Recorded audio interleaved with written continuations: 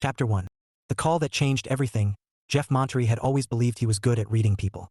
It was a quiet pride of his, an unspoken skill he assumed most adults picked up somewhere along the way. You learned the subtle shifts in tone, the flicker behind someone's eyes, the barely noticeable tightening of a smile.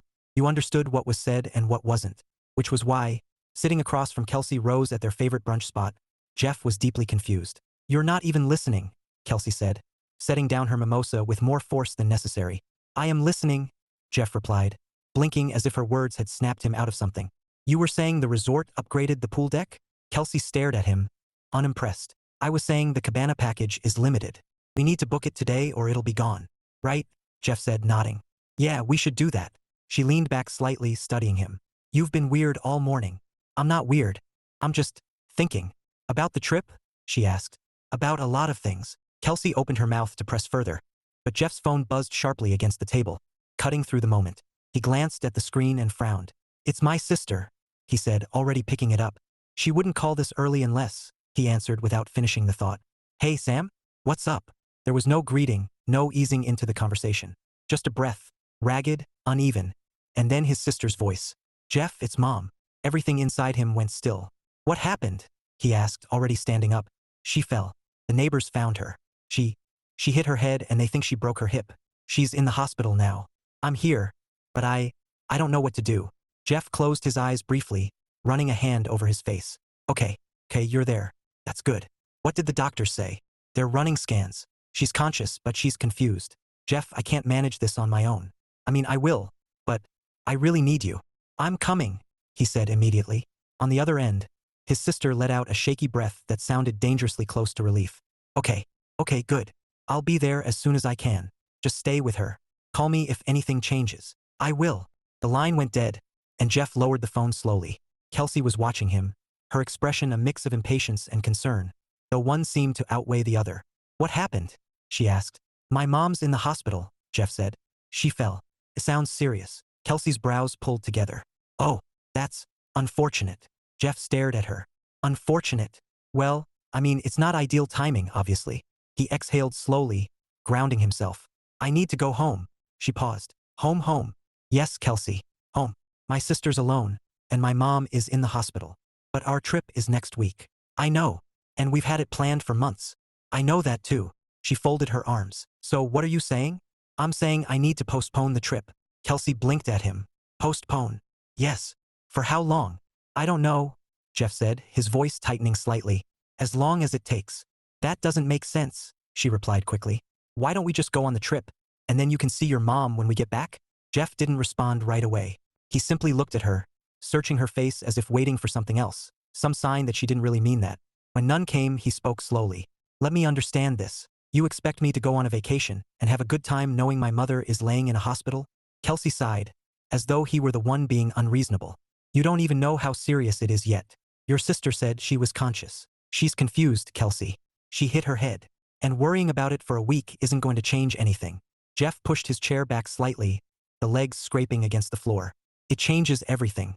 You're being dramatic." That did it. Something inside Jeff, something quiet and patient that had been stretching thin for far too long, finally snapped clean in two.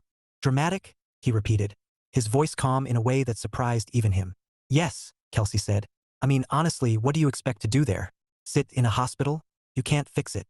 "No," Jeff said. "But I can be there." Kelsey shook her head. "You're overreacting." Jeff studied her for a long moment. The longer he looked, the clearer things became. Not suddenly, not dramatically, but with a steady, undeniable clarity. He hadn't misread her. Not today. Not before. He had just chosen, repeatedly, to ignore it.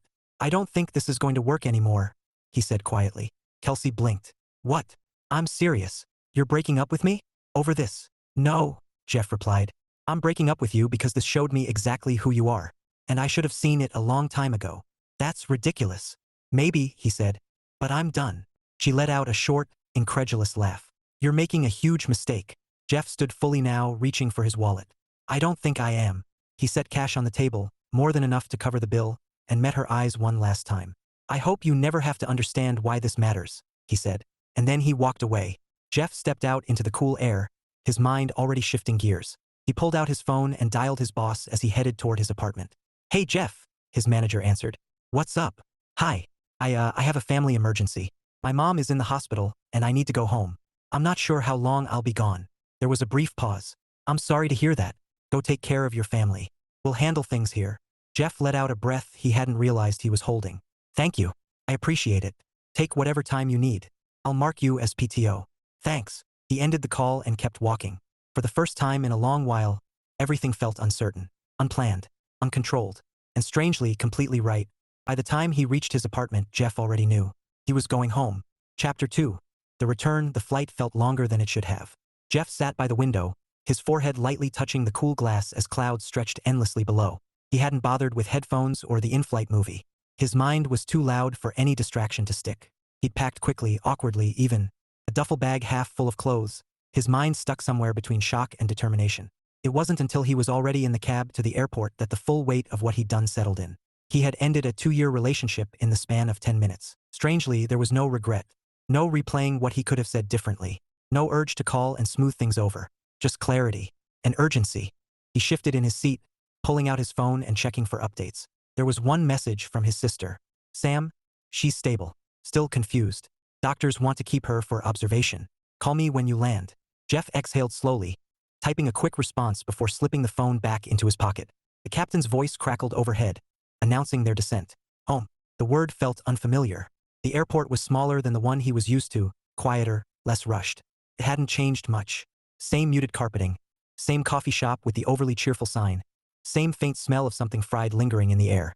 For years since he'd walked through these terminals, determined and restless, chasing something bigger than a place that seemed too small to hold him. Now he was back, carrying a duffel bag and a dozen untangled emotions. He spotted Sam near baggage claim almost immediately. She hadn't changed, not really. Same dark hair pulled into a messy bun. Same habit of pacing when she was anxious. She looked smaller though, or maybe just overwhelmed. Jeff! Her voice cut through the hum of the airport, and in the next second she was crossing the floor toward him. He barely had time to drop his bag before she wrapped her arms around him, holding on tighter than he expected. Hey! He said softly, returning the hug. I got here as fast as I could. I know, she said, her voice muffled against his shoulder. I'm just God. I'm so glad you're here. He pulled back slightly, taking a better look at her. There were shadows under her eyes and tension in the set of her jaw. How is she? He asked. Sam blew out a breath, brushing a loose strand of hair behind her ear. Better than yesterday. Still not great. She keeps asking the same questions over and over. It's like she's stuck in a loop. Jeff nodded, absorbing it. Did they say anything about surgery? They want to wait for the swelling in her head to go down first. The hip fracture isn't great, but it's not the worst part right now. Okay, Jeff said. Okay, we'll figure it out. Sam gave him a small, grateful smile. You always say that. And we always do, he replied. She nudged his arm lightly. Come on. I parked illegally, and I'm pretty sure the meter person already hates me. That's reassuring. Welcome home. The drive felt surreal. Familiar streets passed by outside the window. Places Jeff hadn't thought about in years, suddenly sharp and vivid again.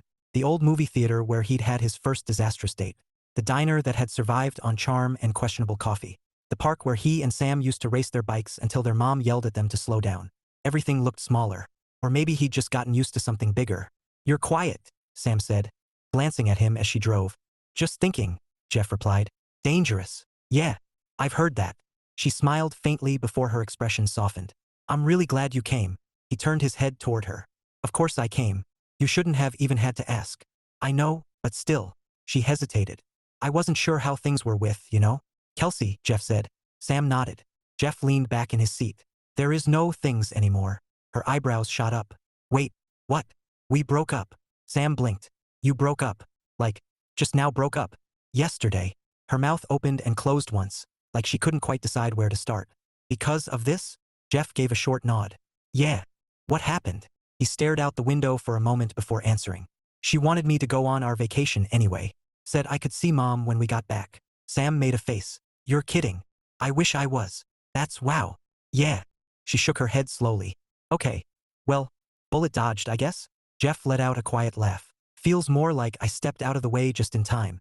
Still counts. He glanced at her. You're not going to say anything about me making an impulsive decision? Sam snorted. Please. You're the least impulsive person I know. If you ended it, it was probably overdue. Jeff considered that, then nodded slightly. Maybe. They drove in comfortable silence after that, the kind that didn't demand to be filled. Until the hospital came into view. Hospitals had a way of making everything feel sharper and heavier at the same time. The air smelled sterile, the lighting too bright, the sounds too constant. Machines beeping, footsteps echoing, voices murmuring just low enough to feel intrusive. Jeff followed Sam down the hallway, his chest tightening with each step. Room 214. Sam paused outside the door, her hand resting briefly on the handle. "She's having a better afternoon," she said quietly. "At least she was when I left earlier." Jeff nodded. "Okay." Sam pushed the door open. Their mother looked smaller than Jeff remembered. She was propped up in the hospital bed, a thin blanket pulled over her legs. Her hair, once carefully styled even on the laziest days, was flattened on one side, streaked with more gray than he remembered. There was a faint bandage near her temple. For a moment Jeff just stood there. Then she turned her head. Her eyes found his, and something shifted. "Jeff?" she said, her voice uncertain but hopeful. He stepped forward quickly, emotion catching in his chest. "Hey, Mom." "Oh my goodness," she said, her eyes widening. "You came." "Of course I came," he said, pulling a chair closer and sitting down. "You really thought I wouldn't?" She smiled faintly, though it wavered at the edges. "I wasn't sure where you were these days. Sam said you moved far away." "I did," Jeff said gently. "But I'm here now." She studied his face like she was trying to memorize it. "You look older." "Gee, thanks." She laughed. A soft, uneven sound, but it was real. Sam leaned against the wall, watching them both. "What happened?" their mother asked suddenly, her brow furrowing. "I remember going outside. And then, you fell," Sam said carefully. "Your neighbor found you and called an ambulance." "Oh," she said, blinking. "That explains the hospital." Jeff forced a small smile. "Yeah, that would do it." She looked at him again, confusion flickering briefly before softening into something calmer. "You should be at work. I took time off. You didn't have to do that." "I wanted to," he said. She seemed to accept that, settling back slightly against the pillows. There was a moment of quiet. Then, without warning, she said, "Did you bring your girlfriend?" Jeff and Sam exchanged a quick glance. "No," Jeff said. "Oh," she replied. "That's a shame. I liked her." Jeff hesitated, then shook his head gently. "We're not together anymore." The words felt steady, solid, final. Their mother tilted her head, processing. "Was she the one with the very straight posture?" Sam choked back a laugh. "That's one way to describe her," Jeff said. "Well," their mother said, as if concluding something important, "you always did deserve someone who knows how to sit comfortably." Jeff blinked. "I don't even know what that means." "It means," Sam said, pushing off the wall, "she approves of your life choices." "I gathered that." Their mother reached out, her hand slightly trembling. Jeff took it immediately. "I'm glad you're here," she said softly. He squeezed her hand. "Me too." And for the first time since the call, something inside him finally eased. Not completely, not permanently, but enough to breathe. He hadn't known what was waiting for him when he left. He still didn't. But sitting there, in that too bright hospital room, surrounded by imperfect, undeniable reality, Jeff knew he had made the right choice. Chapter 3. The Unexpected Neighbor. By the third day, Jeff had already forgotten what uninterrupted sleep felt like. Hospitals operated on their own strange rhythm, one that didn't recognize time the way normal life did. Someone was always coming in, adjusting something, asking questions, checking vitals. Nights were just quieter versions of the same routine, punctuated by fluorescent lights and the hum of machines. Jeff sat slouched in the rigid plastic chair beside his mother's bed, nursing a cup of coffee that tasted like regret. He'd learned quickly that hospital coffee was less about flavor and more about survival. His mother was asleep, finally, her breathing steady and even. The tension in her face had softened, and for the moment, she looked less like a patient and more like herself. Jeff stretched his legs out and rubbed a hand over his face. "You look like you fought a vending machine and lost." The voice came from the doorway. Jeff looked up, caught off guard. A woman stood there, leaning casually against the frame as if hospital rooms were places she just wandered into on a regular basis. She was holding a canvas tote bag slung over one shoulder, her expression somewhere between amused and mildly judgmental. "I was about to say the same thing about you," Jeff replied. She arched an eyebrow. "Bold, considering you're the one drinking that." He glanced down at his cup. "You don't even know what this is." "It's hospital coffee," she said confidently. "Which means it's either burnt, watered down, or somehow both." "You've been here before," Jeff said. "Not for me," she replied, pushing off the doorframe and stepping inside. "Your mom and I are neighbors." Jeff straightened slightly. "Oh, she's the one who forgets to bring her trash cans in on time," the woman added. "That sounds like her," Jeff admitted. "And who insists on baking cookies at 8 in the morning and then giving them away as if we're all part of a very enthusiastic pastry cult." "She's committed." "She's unstoppable," the woman corrected. "I tried to decline once. She brought twice as many the next day out of what I can only assume was spite." Jeff couldn't help the faint smile that tugged at his mouth. "I'm Lily, by the way," she said. shifting the tote bag onto the chair near the window. Jeff. She nodded once, as if filing that away for later.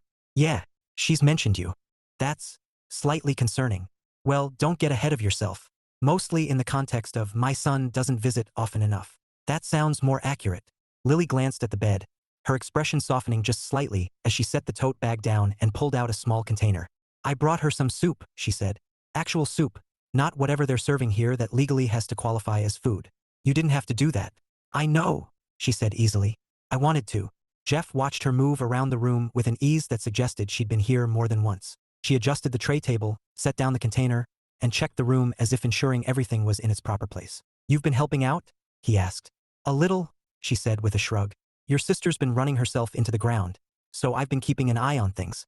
Groceries, mail, the occasional rescue mission involving your mom attempting to carry 3 bags of soil at once. That also sounds like her. She's stubborn, Lily said. That's putting it mildly. Lily shot him a quick glance. You say that like it's a bad thing. No, Jeff said after a moment. I don't. There was a pause, not uncomfortable, just brief, as the unspoken understanding settled between them. So, Lily said, leaning lightly against the counter. You're the returning son. That obvious. You've got that.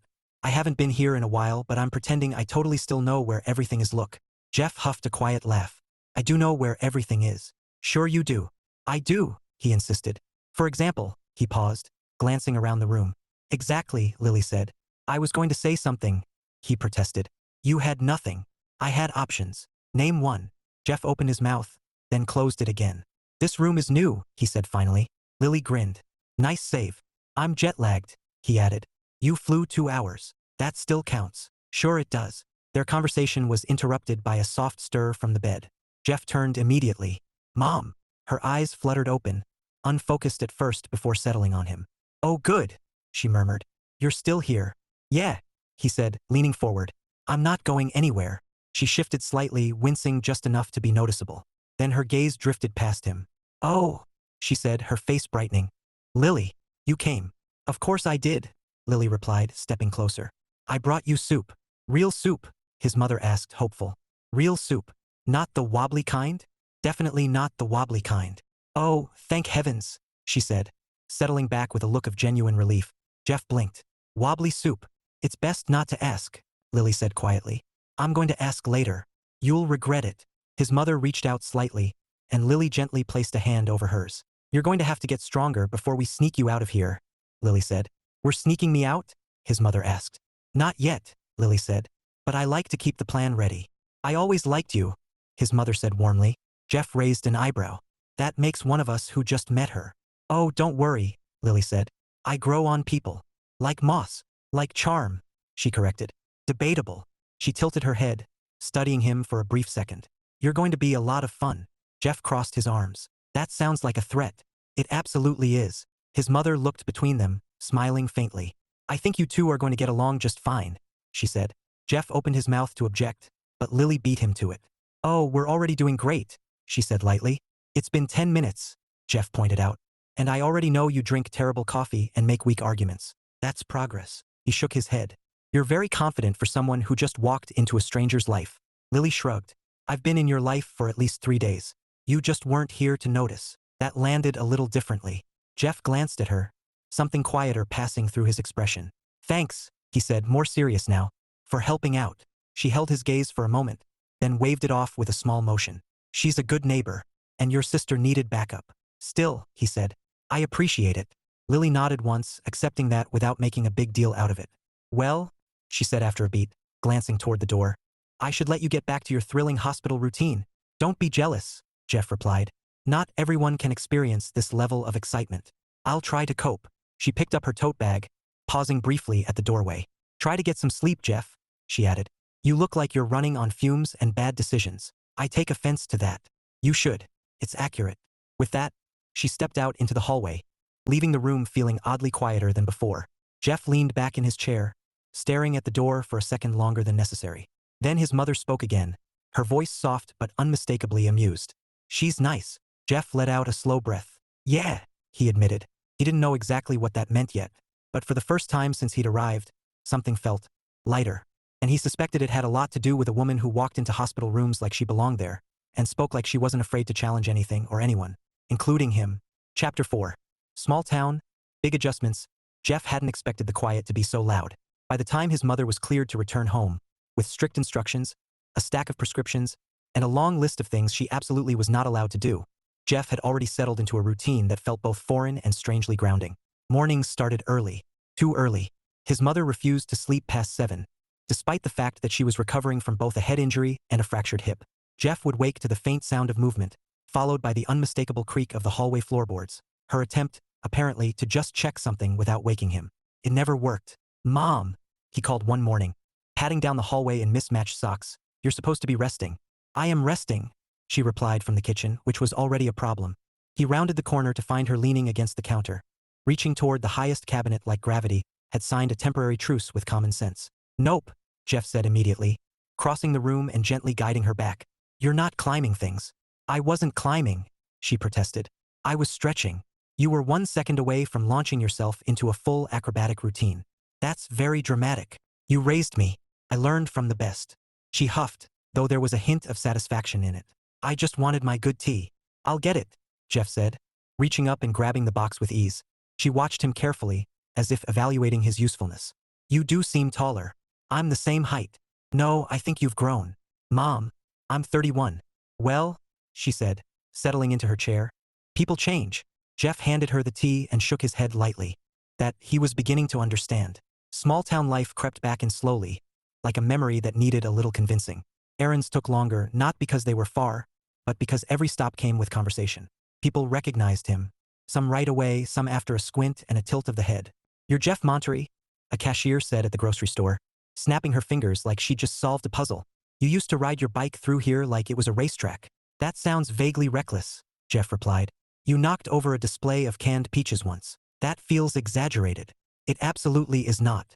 Good to know my legacy is intact." He left with groceries, a vague sense that his past had been following him around, and the realization that privacy was a theoretical concept in this town. Still, it wasn't unpleasant. Just different. Grounded in a way he hadn't felt in years. It was on one of these grocery trips that he ran into Lily again. Not literally, though it came close. Jeff was pushing a cart down the produce aisle, attempting to remember whether his mother had said green apples or red when his cart clipped something. Someone. From the side. "Oh, sorry," he said automatically, steadying the cart. "Careful," Lily said, stepping back with a hand on her hip.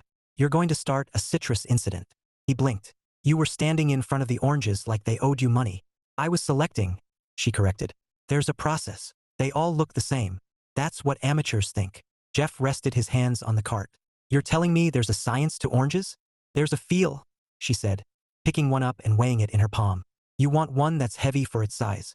It means it's juicy." He watched her for a moment. "You just made that up." She held it out to him. "Trust me."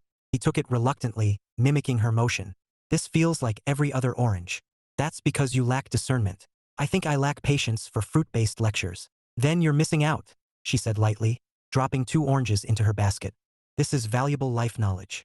I'll take my chances." She glanced into his cart. "You're buying enough food to feed a small army." "Recovery diet," he said. "Doctor's orders." "Ah," she said, nodding thoughtfully. "And how is she?" "Better," Jeff replied, still frustrated that she can't do everything herself. "That tracks." She tried to reorganize the kitchen yesterday. From bed. From a chair she insisted on dragging into the middle of the room like a command center. Lily smiled faintly. "At least she's consistent." Jeff hesitated, then said, "Thanks again. By the way, for everything you did before I got here." She waved it off, but there was less dismissal in the gesture this time. "You've said that. I mean it."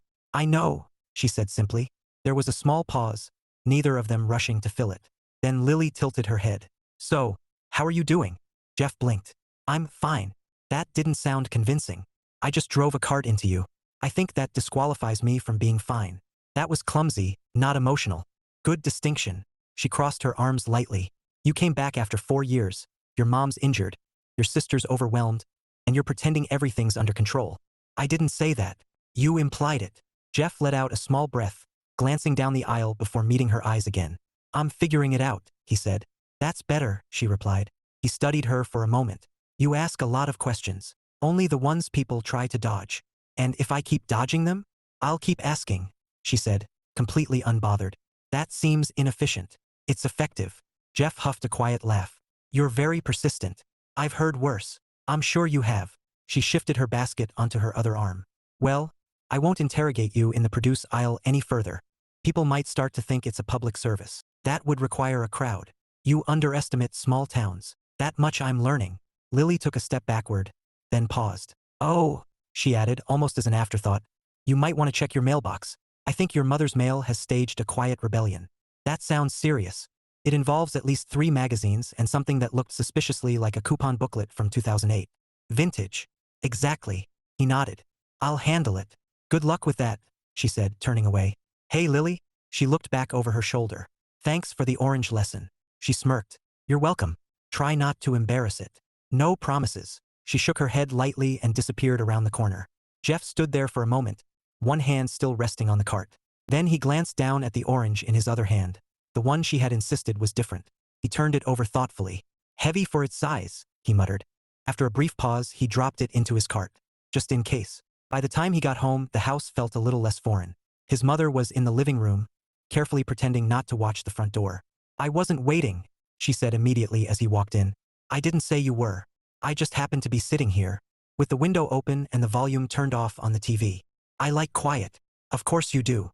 He set the groceries down and started unpacking, moving with the kind of familiarity that surprised him.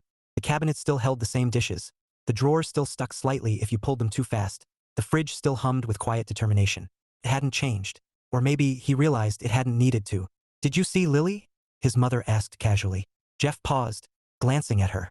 Yeah, he said. At the store. And what? His mother smiled faintly. Nothing. Just asking. Right? He narrowed his eyes slightly. Is there something I should know? No, she said entirely too quickly. I just think she's very nice. That's not ominous at all. It's not meant to be. Hum. He shook his head, returning to the groceries. Whatever that was, he wasn't touching it. Not yet. Still, as he moved through the kitchen, putting things away, Jeff couldn't quite ignore the subtle shift happening around him. The town felt smaller, yes, but warmer. His life felt uncertain but clearer. And somewhere between hospitals, grocery aisles, and conversations that weren't afraid to push him a little, things were moving forward. Whether he was ready or not. Chapter 5.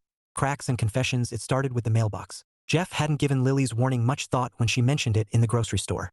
Mail wasn't exactly urgent, especially compared to doctor appointments, medication schedules, and the delicate balancing act of keeping his mother from attempting household gymnastics. But 2 days later, standing at the end of the driveway with the late afternoon sun cutting long shadows across the yard, he realized she hadn't been exaggerating. The mailbox wasn't just full.